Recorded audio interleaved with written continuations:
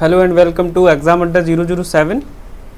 आज फिर से हम लोग एक जो आपका नेक्स्ट मंथ में जुलाई मंथ में NTPC CB2 का एग्ज़ाम लगा हुआ है, उसके लिए आज फिर से एक प्रैक्टिस सेट लेकर आए हैं।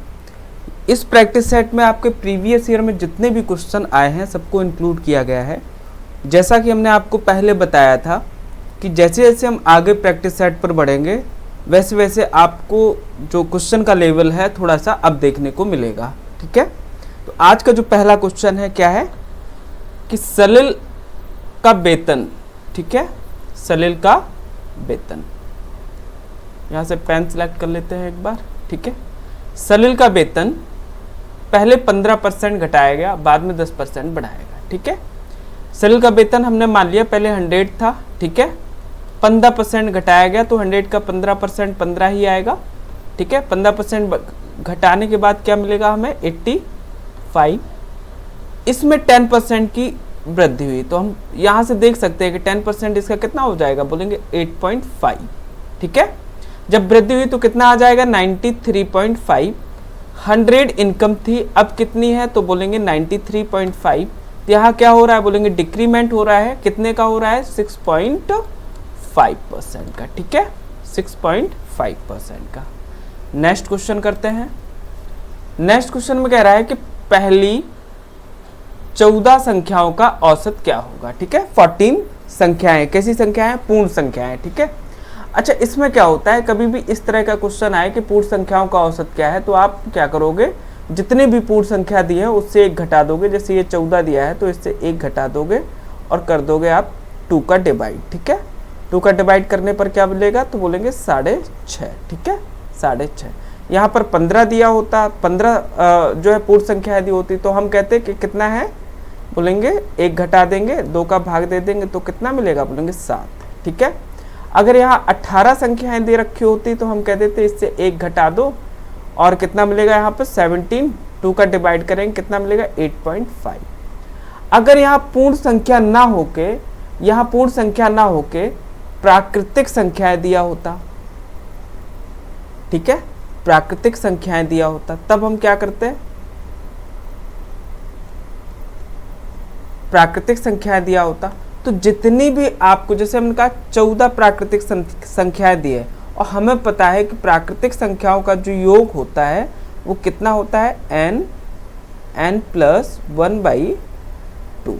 ठीक है, तो यहाँ n संख्याएं दी हैं तो औसत निकालना है, जितनी संख्याएं उतने का डिवाइड लगाएंगे, n से n कट जाएगा, कितना बचेगा n + 1/2।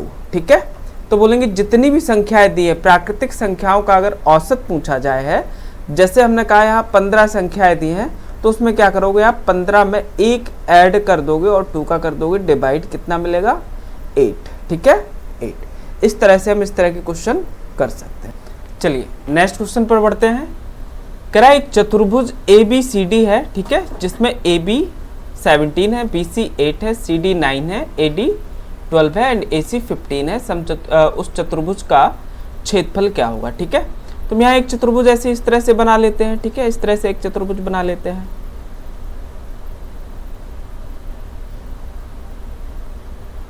ठीक है, ये हमारा एक चतुर्भुज हो गया। ठीक है,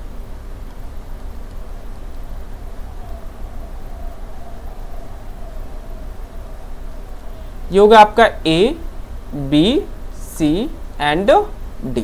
ठीक है, AB गिवन है 17, BC कितना है बोलेंगे 8, CD कितना है बोलेंगे 9, AD कितना है तो दिया है 12। ठीक है, जब आप यहाँ पे एक अपोजिट वर्टेक्स को मिलाओगे तो यहाँ पर आपको 17 दिखेगा, 8 दिखेगा। ठीक है, और जो ये अपोजिट एक साइड दिखेगी तो हमें पता है कि जो 17 8 जो ट्रिपलेस होते हैं वो 15 8 15 17। ठीक है, 8 15 17, तो ये साइड कितनी हो जाएगी बोलेंगे, ये साइड हो जाएगी आपकी 15।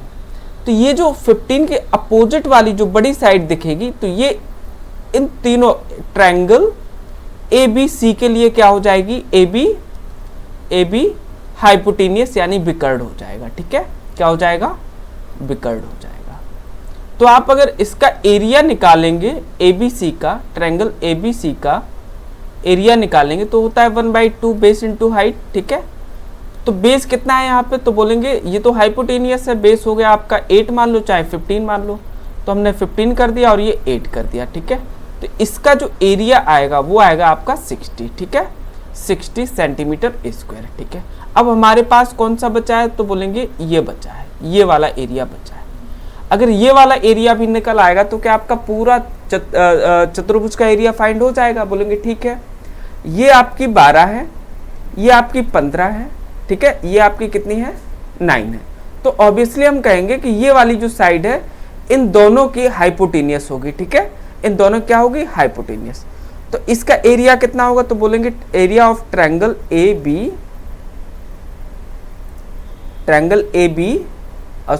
डी सी कितना होगा 1/2 बेस इंटू हाइट, ठीक है। तो यहाँ से दिखेगा आपको 1/2 इंटू 12 इंटू 9, तो ये कितने टाइम जाएगा 6 टाइम जाएगा, ठीक है। तो ये कितना आ जाएगा 54, ऐड करेंगे आपका आंसर कितना आ जाएगा 114 सेंटीमीटर स्क्वायर, ठीक है। अगर हमें साइड दिख रही है कि वो साइड ट्रिप्लेस पाइथागोरियन ट्रिप्लेस बना रही है तो हम तुरंत समझ जाएंगे कि ये साइड है किसकी है, एक राइट एंगल ट्रायंगल की साइड है, ठीक है। नेक्स्ट क्वेश्चन पढ़ेंगे। नेक्स्ट क्वेश्चन कह रहा है एक बिस्तर का अंकित मूल्य 517 है, क्रय मूल्य से जो कि क्या है, क्रय मूल्य से 30% अधिक है, यदि लाभ 2% हो तो छूट का प्रतिशत कितना है, ठीक है। तो यहाँ में इसकी कोई ज़रूरत नहीं पड़ने वाली क्योंकि आंसर भी आपका परसेंट में पूछा है।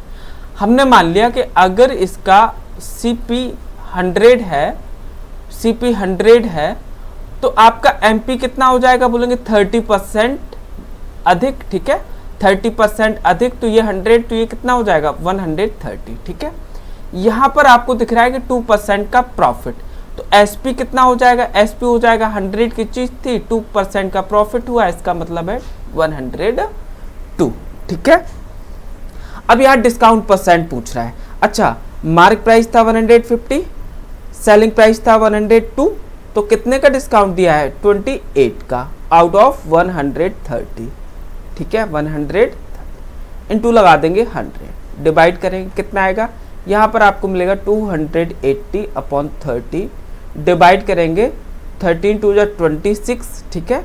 यहाँ पर 2 बचेगा, ठीक है, यहाँ पर 2 बचेगा तो 20 हो जाएगा, तो 13 1 जा 13, 21.56, ठीक है। नेक्स्ट क्वेश्चन पर बढ़ते हैं। यह एक पेन चेंज करे ले रहे हैं, इसका कलर चेंज कर रहे हैं हम लोग, ठीक है, थोड़ा सा अच्छा दिखेगा। क्वेश्चन में कह रहा है कि राहुल की आयु उसकी पुत्री की आयु की 3 गुनी है, ठीक है, 3 गुनी है। 8 वर्ष बाद उसकी आयु उसकी पुत्री की आयु के 2 गुने से 5 वर्ष अधिक होगी।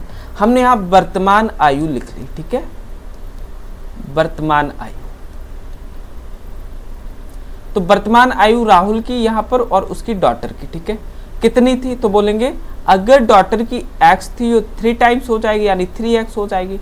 8 वर्ष बाद, तो 8 वर्ष बाद इनकी एज कितनी है 3x + 8, इसकी कितनी हो जाएगी x 3x, ठीक है, सॉरी यहाँ पर कितना हो जाएगा x + 8।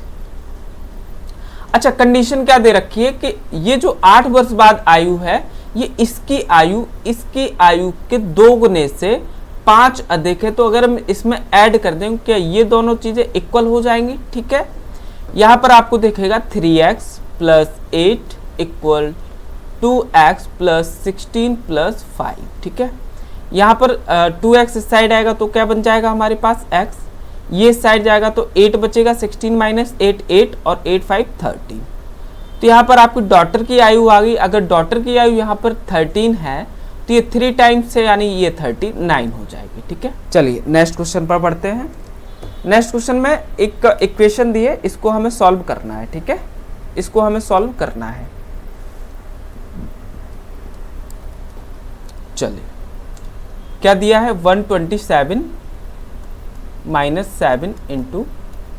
16 + 6 + 93। आप कहोगे इसमें बोर्ड मार्क्स रूल लगा देते हैं, ठीक है, तो इसको पहले सॉल्व करेंगे। तो 127 - 7 इंटू आपका कितना आएगा 23 + 93, ठीक है।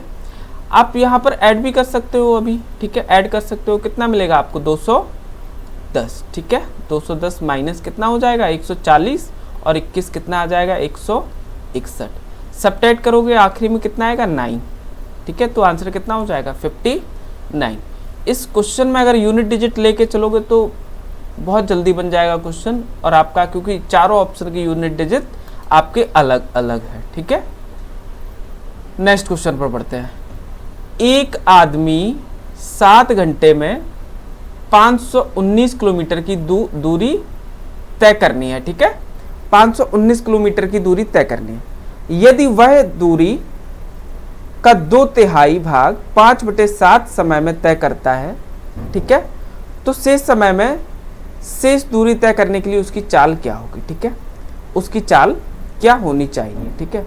अच्छा एक बात बताओ हमें, अगर 500 किलोमीटर की डिस्टेंस है, 519 किलोमीटर की डिस्टेंस है, ठीक है, इसका 2/3 हिस्सा कितना हो जाएगा, तो बोलेंगे 2/3 हिस्सा 519 का कितना हो जाएगा, कैंसिल आउट करेंगे, ये आएगा आपका 3 एकम 3, 3 सत्ते 21, 3 तिरका 9, ठीक है, मल्टीपल करेंगे 17 दूनी 34, 346, ठीक है, 30। अच्छा इस दूरी को वो कवर कर चुका है, ठीक है, ये दूरी कवर कर चुका है। बचा कितना है, तो 1/3 भाई, 2/3 अगर कवर करनी है तो 1/3 बचा है, तो 1/3 इसका कितना हो जाएगा, तो बोलेंगे 173, ठीक है। अब 173 किलोमीटर की दूरी 7 घंटे में, देखो ये 519 किलोमीटर की दूरी कवर कर रहा था, इसका अगर 5/7 भाग इसने इस समय का दे दिया तो कितना 2/7 भाग बचेगा। 2/7 भाग का मतलब कितना हो जाएगा 2 आवर्स, कितना हो गया यहाँ पे 2 आवर्स, ठीक है। अब ये जो डिस्टेंस है ये आपके 2 आवर्स में कवर करेगा, जो कि कितना हो जाएगा 2 16, 2 छक्के 12, 2 पंचे 10 किलोमीटर पर आवर, ठीक है। तो ऑप्शन क्या आ जाएगा 86.5। चलिए नेक्स्ट क्वेश्चन पर बढ़ते हैं।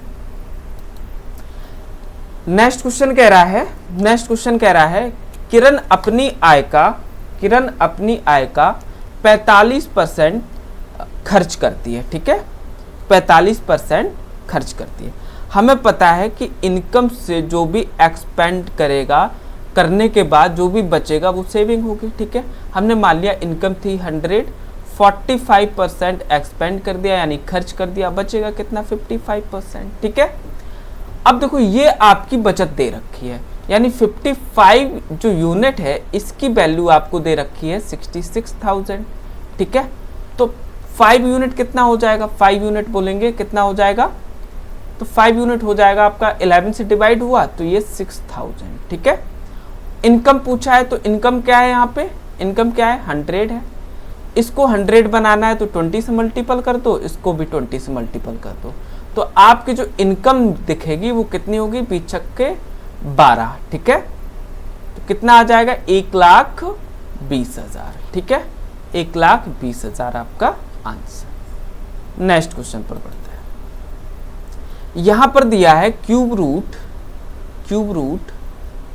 5832 अपॉन 10,000 इंटू 5/24 इंटू 78, ठीक है। मान लो आपको यहाँ पे क्या नहीं पता, ये क्यूब रूट पता नहीं है, ठीक है, और आंसर आपका इसमें आ रहा है। आंसर किस में आ रहा है, बोलेंगे इंटीजर्स यानी पूर्णांक में आ रहा है। तो आप ये जो क्यूब रूट हमें दे रखा है इसको हम सॉल्यूशन करेंगे ही नहीं, इसकी हम सॉल्यूशन करेंगे ही नहीं, ठीक है। अपॉन में ये हमें दिख रहा है ये 100 का स्क्वायर होता है 10 टू द पावर 1/4, मल्टीपल 4 का होगा, कितना बचेगा यहाँ पे 10 बचेगा, इंटू हो जाएगा आपका 5/24 और इंटू 78, ठीक है। ये कैंसिल आउट हो रहा है 6 से, 6 4 जा, और ये कितने टाइम जाएगा, तो बोलेंगे 13 टाइम जाएगा, ठीक है, ठीक है। अच्छा ये कोई वैल्यू कैंसिल नहीं हो रही, इसका मतलब ऑप्शन कुछ गड़बड़ है, ऑप्शन गड़बड़ है तो हम इसके क्यूब रूट को रख लेंगे, ठीक है। ये जब के लिए है, जब आपका इसमें ऑप्शन गड़बड़ है, ये जब के लिए है, अगर पता भी नहीं हो, अगर ये वैल्यू कट जाती तो जो भी संख्या नीचे बचती उसी का ये क्यूब रूट होता, ठीक है। चलिए ये आपका 18 होता है, कितना होता है 18 इंटू 5 इंटू 13 अपॉन कितना आएगा 4 इंटू 10। ये 2 से कैंसिल आउट हो रहा है तो 2 से कैंसिल आउट कर लो इसको, ठीक है, 2 9 जा, क्योंकि ये हमें थोड़ा सा ना कैलकुलेशन कम कर देगा। ये हो जाएगा आपका 45 इंटू 13 अपॉन हो जाएगा आपका 20। ये आपको दिख रहा है, इससे मल्टीपल कर सकते हैं, कितना आएगा 5 और 58 बाई 20। अच्छा एक जीरो हमें दिख रहा है तो जीरो से डायरेक्ट इसको क्या कर देंगे, डायरेक्ट डेसिमल लगा देंगे, ठीक है। तो ये दिखेगा आपको 29.25, ठीक है। इसका ऑप्शन क्या है 29.25, ठीक है। नेक्स्ट क्वेश्चन पर बढ़ते हैं। नेक्स्ट क्वेश्चन में एक इक्वेशन दिया है, इसको सिंप्लीफाई करके लिखना है, ठीक है। ये क्वेश्चन हम पूरा नहीं करेंगे, यहां से आपको दिख रहा होगा अगर इसका स्क्वायर करेंगे तो कितना आएगा, तो बोलेंगे यहाँ पर आएगा आपका 4x², यहाँ पर कितना आएगा, यहाँ पे आएगा आपका 25x²। यहाँ पर आप करोगे तो ये a plus B a minus B का बन रहा है, तो यानी a² यानी 4x², ठीक है। सबको ऐड कर दो, 25 4 29 और 4 33, 33² आपका मिल रहा है, जो कि एक ही ऑप्शन है जो पॉजिटिव 33x² दे रहा है, ठीक है। नेक्स्ट क्वेश्चन पर बढ़ते हैं।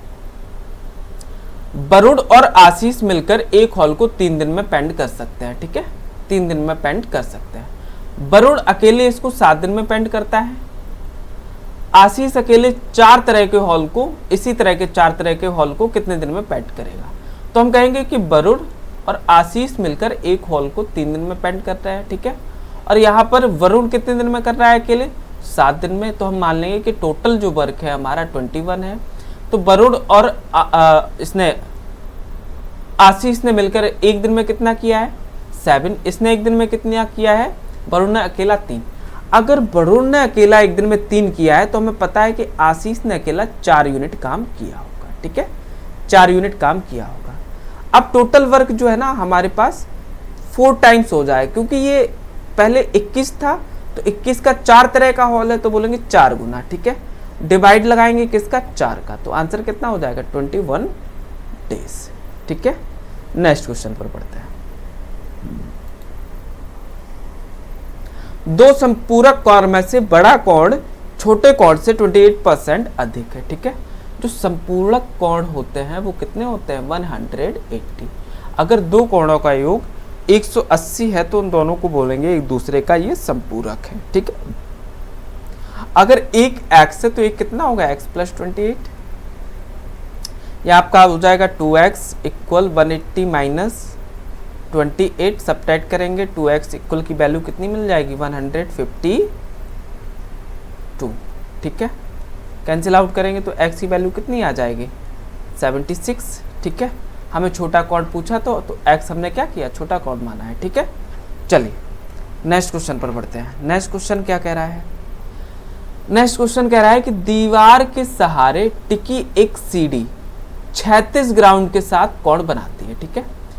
ये एक सीढ़ी है हमारे पास, ये एक दीवार है, ठीक है, और ये एक सीढ़ी है, ठीक है। ये कितने का कोण बना रही है, कितने का, अच्छा इसमें कोण नहीं दिया है। सीढ़ी शीर्ष की ऊंचाई 30 मीटर है, ठीक है, 30 मीटर ऊंचाई कितनी है 30 मीटर है। निकालना क्या है, दीवार से सीढ़ी के पाद की ऊंचाई, यहां से लेके यहां तक की हमें क्या निकालनी है, डिस्टेंस निकालनी है, ठीक है। ये आपको दे रखी है। अच्छा यहाँ पर 15 और 8 दिया है, ठीक है, कितना दिया है बोलेंगे 15/8, ये क्या है आपका tan थीटा, ठीक है। tan थीटा होता है आपका परपेंडिकुलर अपॉन बेस। आपको यहाँ पे एक चीज दिख रही होगी कि अगर इस तरह का क्वेश्चन पूछा जाता है, इस तरह का क्वेश्चन पूछा जाता है तो ये आपको ट्रिपलेट दिख रहा है, ठीक है, 8 15 और 17 का, ठीक है। यानी ये आपकी क्या हो जाएगी बोलेंगे हाइपोटेनियस हो जाएगी 17, सॉरी यहाँ पर 30 हटाते हैं एक बार,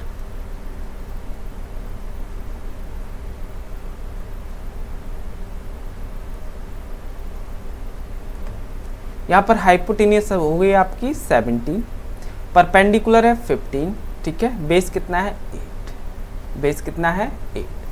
ये जो चीज दी है ये दीवार से सीढ़ी के शीर्ष की ऊंचाई दी है, ठीक है, दीवार से इसकी ऊंचाई दी है। तो आपको दिख रहा होगा कि 15 की वैल्यू कितनी दी है, 30। 15 की वैल्यू कितनी दी है, 30। तो एक यूनिट की वैल्यू कितनी हो जाएगी, बोलेंगे 2, ठीक है। और पूछा क्या है कि ये डिस्टेंस कितनी, ये डिस्टेंस कितनी दे रखी है आपको, 8 दे रखी है, ठीक है। तो एक यूनिट की वैल्यू 2 है, तो 8 यूनिट की वैल्यू क्या हो जाएगी, 16, ठीक है। ऑप्शन क्या है। अगर ये पूछता कि सीढ़ी की ऊंचाई कितनी है, तो सीढ़ी की ऊंचाई आपकी यहाँ हमने निकाल ली थी, 17 है, तो सीढ़ी की ऊंचाई कितनी हो जाती, 34। चलिए नेक्स्ट क्वेश्चन पर बढ़ते हैं। क्वेश्चन में कह रहा है किसी आंकड़ा समुच्चय का बहुलक माध्य का क्रमशः ये है, ठीक है। तो माध्य ज्ञात करना है, ठीक है। जो माध्य होता है वो क्या होता है, तो बोलेंगे माध्य आपका होता है 2 इंटू माध्य equal twice of 3 times of माध्यिका, ठीक है, 3 टाइम्स ऑफ माध्यिका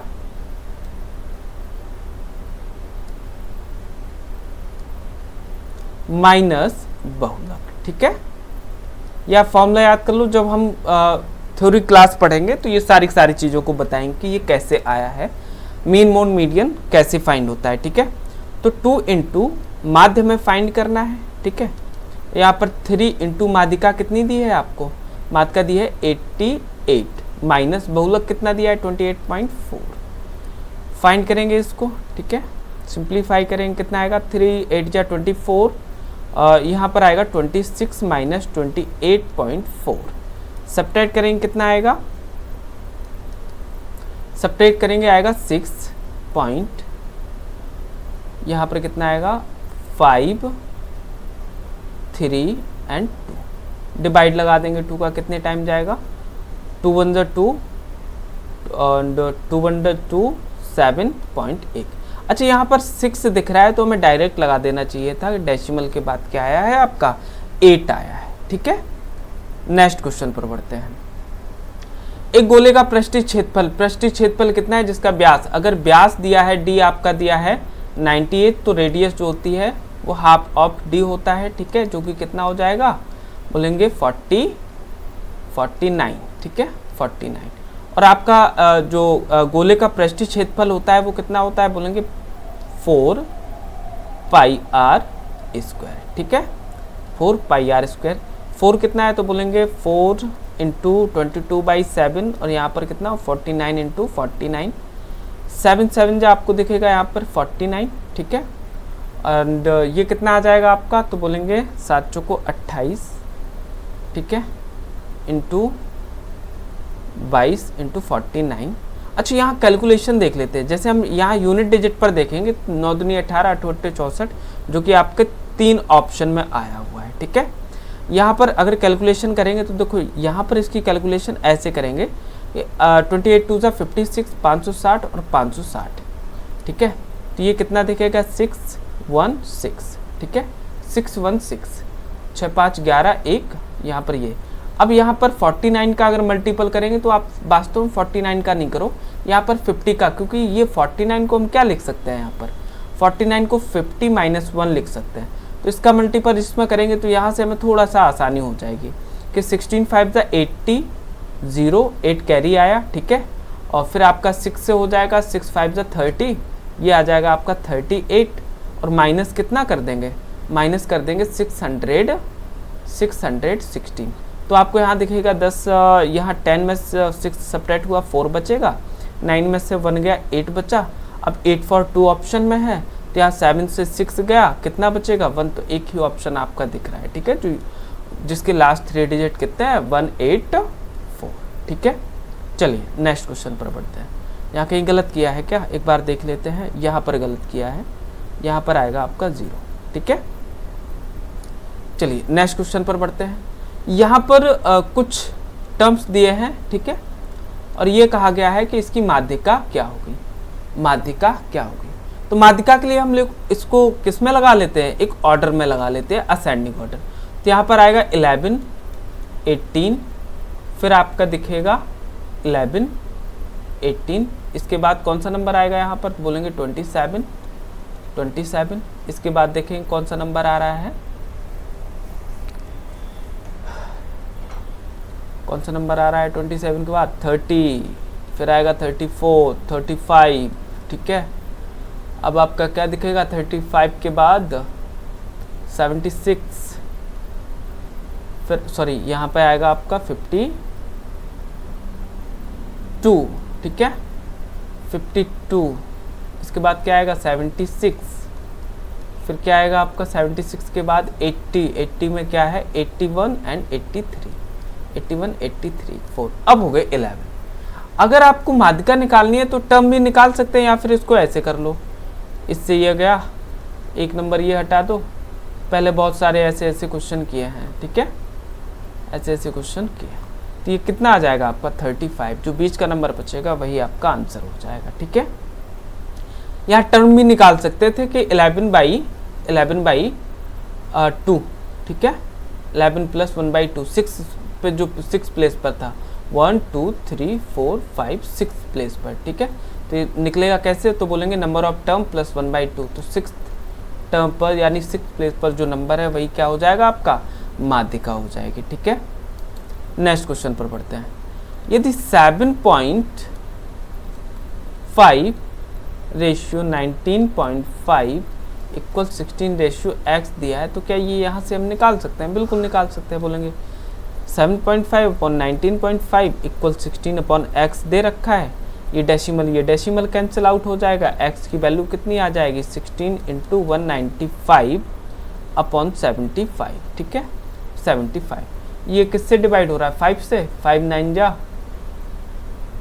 339/25, ठीक है, यहाँ जाएगा सॉरी 15 × 16, यहाँ पर आपको 3 से काटने को मिल रहा है, 3 × 5 = 15, यहाँ 13 हो जाएगा, ठीक है। यहाँ पर आप मल्टीपल कर लो, 3 × 78, 7 13 7 20/5। अच्छा यहाँ पर 5 से डिवाइड कर लो, चाहे आप इसको 10 भी बना सकते थे, 5 4 = 20, 5 1 = 5, 5 6 = 30, 14 1.6, ठीक है। नेक्स्ट क्वेश्चन पर बढ़ेंगे। नेक्स्ट क्वेश्चन क्या कह रहा है, एक धनराशि 16% वार्षिक ब्याज दर से साधारण ब्याज में वार्षिक रूप से संयोजित चक्रवृद्धि ब्याज के बीच का अंतर, ठीक है। यानी यहाँ पर क्या पूछ रहा है, वह धनराशि ज्ञात कीजिए, ठीक है। यहाँ पर समय नहीं दिया है, क्या समय, एक धनराशि पर इतने वार्षिक ब्याज दर से साधारण ब्याज और चक्रवृद्धि ब्याज का बीच अंतर, यहाँ पर आपको समय दिया होता, ठीक है, समय दिया होता, ठीक है। जब तक इसमें समय नहीं मिलेगा तो बोलेंगे आंकड़े क्या हैं, अधूरे हैं, ठीक है। क्वेश्चन में कहीं मिसप्रिंट हो गया होगा, ठीक है। यहाँ जब तक हमें समय नहीं मिलेगा जब तक हम इस क्वेश्चन को नहीं कर सकते हैं, ठीक है। चलिए नेक्स्ट क्वेश्चन पर बढ़ते हैं। यदि द्विघात समीकरण, ये दो हमारे पास द्विघात समीकरण है, ठीक है, द्विघात, और दोनों के मूल्य क्या है, यहाँ पर मिसप्रिंट है, यहाँ पर क्या है कॉमन है, ठीक है, कॉमन है या उभयनिष्ठ है, ठीक है। हम यहाँ पर हिंदी में लिख दे रहे हैं उभयनिष्ठ, दोनों के मूल्य कैसे हैं, उभयनिष्ठ हैं, तो k की वैल्यू निकालनी है हमें। अच्छा यहाँ पर आप इसको अगर मूल उभयनिष्ठ होते हैं, इसका ये हमने आपको कल भी क्वेश्चन करवाया था कि अगर मूल उभयनिष्ठ है तो ये एक दूसरे का गुणज है, ठीक है। तो यहाँ 2 कॉमन दिख रहा है, तो यहाँ बचेगा x² + kx + का 4 = 0, ठीक है। यहाँ बचेगा आपका 3x², सॉरी यहाँ 3 कॉमन ले लो, तो यहाँ बचेगा x² + 4/3x + का 4, सॉरी, ठीक है, = 0। तो आपको एक चीज़ दिख रही होगी कि यहाँ पर इसका रेशियो होना चाहिए था वो बराबर, जैसे ये 2:3 है, ठीक है, तो इसका जो गुणज है वो इक्वल होना चाहिए, ठीक है। तो यहाँ पर कितना हो जाएगा, तो हम बोलेंगे 4/3 तो रहेगा ही k का मान, साथ में इस 2 का मल्टीपल हो जाएगा, बोलेंगे इसकी वैल्यू कितनी आ जाएगी 8/3, ठीक है। नेक्स्ट क्वेश्चन पर बढ़ते हैं। एक डीलर 63,000 प्रति डायर की दर से 2 डायर बेचता है, ठीक है, यानी सेल प्राइस इनका क्या होगा, इक्वल, सेल प्राइस इक्वल है, ठीक है। एक पर 5% का लाभ होता है, ठीक है, और दूसरे पर क्या होता है, दूसरे पर 30% की हानि होती है। अच्छा यहाँ पर 63,000 ना भी लें तब भी चलेगा, ठीक है। कैसे कि यहाँ पर 5% का लाभ है, हमें पता है कि 5% कितना होता है 1/20, तो 20 की चीज़ थी, कितने में बेची है उसने? 21 में बेची है, ठीक है। और दूसरे पर 30% की हानि, 30% कितना होता है? 3/10, ये माइनस है, तो यानी 10 की चीज़ थी, 3 कम में बेची है, 7 कम में। अब यहाँ पर जो ऊपर आपको दे रखा है ये आपका है सेल प्राइस, और नीचे जो आपका दे रखा है ये है सीपी यानी कॉस्ट प्राइस। यहाँ पर सेल प्राइस इक्वल है तो यहाँ पर 21 है तो यहाँ पर भी 21 होना चाहिए। 3 का मल्टीपल कर दो इस टर्म में, ठीक है, बनेगा 21/20, यहाँ पर हो जाएगा 20/30, 21/30 ऐड करेंगे तो टोटल जो एसपी आएगा वो आएगा 42, सीपी आएगा आपका कितना? 50। अच्छा, सीपी 50 है तो कितने का लॉस हुआ? बोलेंगे 8 का। किससे हुआ? 50 से। तो कितना हो जाएगा? तो बोलेंगे 2 से कैंसिल, 8 2 जा 16% प्रॉफिट, ठीक है। नेक्स्ट क्वेश्चन पर बढ़ें। इस तरह का क्वेश्चन दिया हुआ करे तो अब आप क्या करोगे कि इसके जो डेनोमिनेटर है उनको इक्वल कर लोगे। डेनोमिनेटर है इसको क्या कर लोगे? इक्वल कर लोगे। तो आपको ये दिख रहा है 8 8 16 और 8, तो यहाँ सभी में 2 का, जहाँ पर 8 दिया है वहाँ 2 का मल्टीपल कर लो, तो ये क्या बन जाएगा हमारे पास? 16 बन जाएगा, ठीक है। जहाँ पर नहीं दिया है तो वहाँ पर 16 का मल्टीपल करेंगे, न्यूमरेटर एंड डेनोमिनेटर दोनों, ठीक है। तो ये दिखेगा आपको कितना? 16 प्लस 2/16 प्लस 10/16 प्लस 4/16 माइनस 32/16, ठीक है। ये आपका सभी ऐड होगा, 10 6 16 4 20 2 22, 22/16 और यहाँ पर मिलेगा 32/16। ये आपका डायरेक्ट कंपेयर हो जाएगा तो 10/16, ठीक है। यहाँ पर कितना बचेगा? तो बोलेंगे 10/16। आंसर कितना आ जाएगा? 5/8, ठीक है। इसका आंसर कितना हो जाएगा? 5/8। कहीं गलत किया है क्या? इसको 8 बनाया, यहाँ पर क्या करेंगे? 1 का मल्टीपल करेंगे, क्योंकि हम जानते हैं कि यहाँ पर आपको जो एक चीज़ दिख रही है वो यहाँ पर 16 दिख रहा था ऑलरेडी हमें, ठीक है। तो उसको 16 बनाने की ज़रूरत नहीं थी। तो ये जो आपका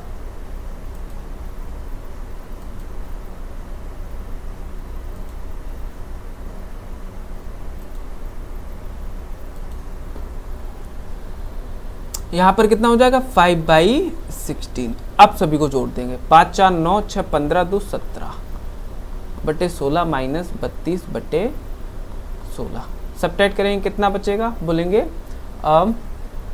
12 3 15, 15/16 काय का हो जाएगा? माइनस का हो जाएगा 15/16, ठीक है। दो संपूरक कोणों में से बड़ा कोण छोटे कोण से 50 डिग्री अधिक है, ठीक है।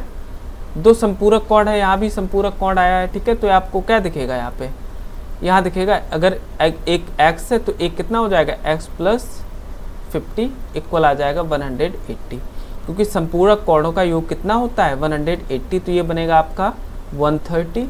कितना आएगा आंसर? 65 यानी 65, ठीक है। छोटा कोण हमें निकालना था तो छोटा कोण कितना आ गया? 65। चलिए नेक्स्ट क्वेश्चन पर बढ़ते हैं। क्वेश्चन नंबर 25 क्या कह रहा है? यहाँ थोड़ा सा पेन सिलेक्ट है ना। यदि ईश्वर नाव से धारा की विपरीत दिशा में 42 घंटे में इतने किलोमीटर चलता है। अच्छा, ये विपरीत घंटा है, ठीक है, विपरीत दिशा, और यहाँ पर क्या है? धारा की दिशा, ठीक है। तो ये कितना है? टाइम कितना दिया है? बोलेंगे टाइम दिया है 42। यहाँ पर टाइम कितना दिया है? बोलेंगे 15। तो स्पीड कितनी हो जाएगी?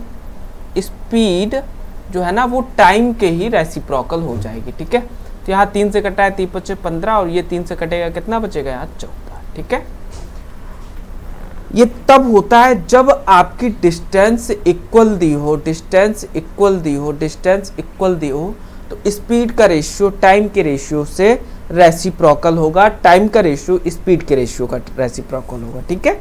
चलिए यहाँ तक हो गया हमारा। अब हमने ये देखा कि अगर x - y 5 है, x - y कितना है? 5 है, सॉरी x - y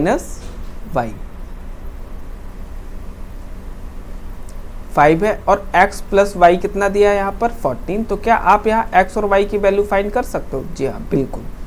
तो x की वैल्यू कितनी हो जाएगी? 9.5, तो यहाँ पर x की वैल्यू हमें मिल गई कि x की वैल्यू जो होगी यानी बोट की जो स्पीड होगी वो होगी 9.5, ठीक है, और धारा जो होगी वो कितनी होगी 4.5, तभी तो दोनों को जोड़ने के बाद हमें घटाने के बाद 5 मिलेगा ना, ठीक है। या फिर यहाँ से भी हम इसको रख सकते थे कि अगर ये 9.5 एक है, 9.5 एक है तो ये कितना हो जाएगा 5.5, सॉरी यहाँ पर होगा आपका 4.5, ठीक है, ठीक है। अब हमें यहाँ दोनों के रेशियो पता चल गए कि अगर इतना यूनिट किसकी नाव की चाल है तो ये किसकी चाल होगी, तो बोलेंगे बोट की, ठीक है। अब हमें फाइंड क्या करना है कि धारा की चाल यानी 4.5 यूनिट। अच्छा, एक चीज़ यहाँ आपको दिख रही होगी कि 721 किलोमीटर कितने समय में तय कर रहा है, 42 घंटे में।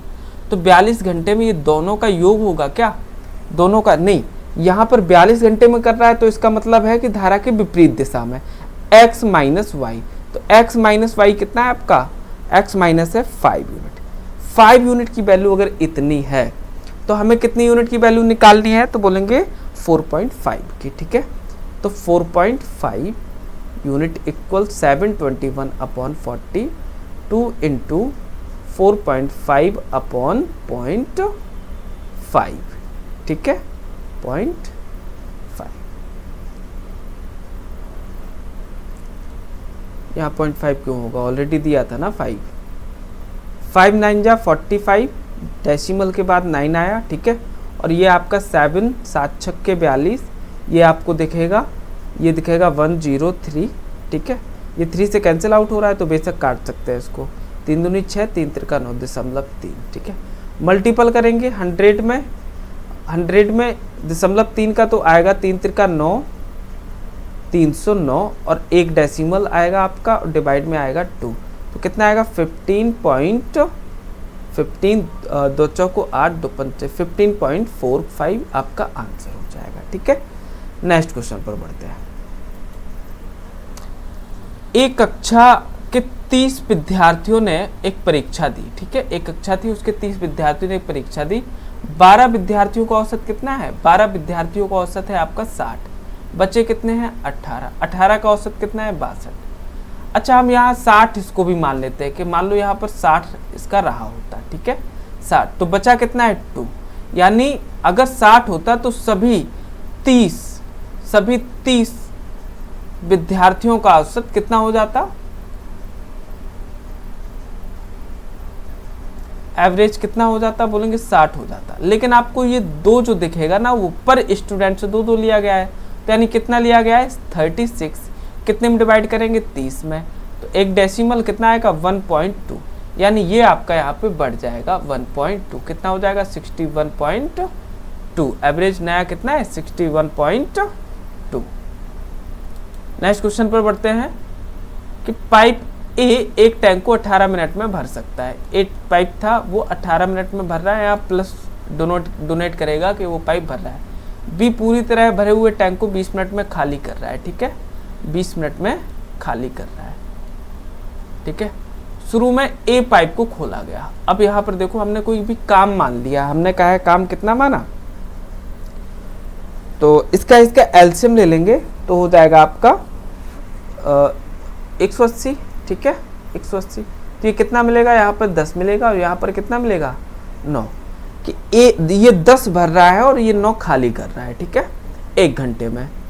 अच्छा, ए को अगर खोला 6 मिनट के लिए, 6 मिनट के लिए, ठीक है, पाइप बी को भी खोल दिया जाता है, तो कितने समय में शेष टैंक पूरी तरह से भर जाएगा, ठीक है।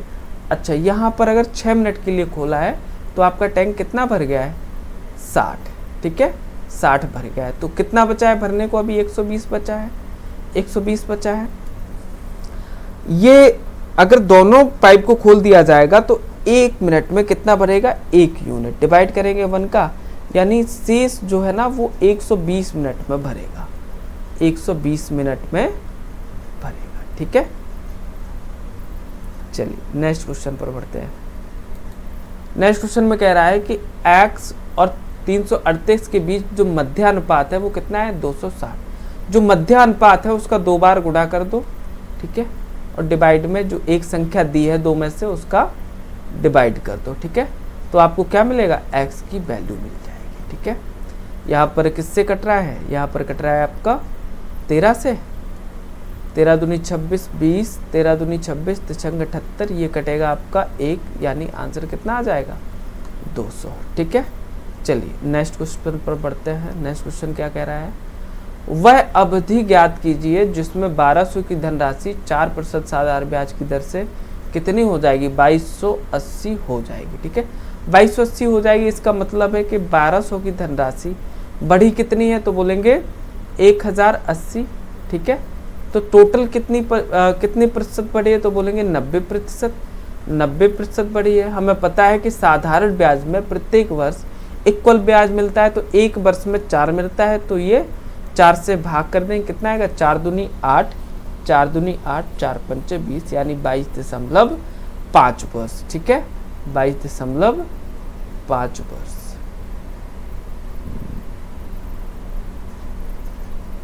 नेक्स्ट क्वेश्चन पर पढ़ते हैं। नेक्स्ट क्वेश्चन कह रहा है कि एक विक्रेता ने 1 रुपए में 7 नींबू की दर से खरीदे, ठीक है। 1 रुपए में 7 की दर से, ये आपका सीपी हो गया।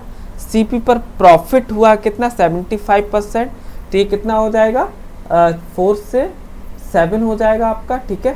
तो 1 रुपए में कितने नींबू बेचे, हमें यहाँ पर केवल 1 रखना है, तो 1 के अलावा जो भी चीज़ें आपको दिखे उसको हटा दो, तो कितना आएगा 4, यानी 1 रुपए में कितना बेचे, 4 बेचे, ठीक है।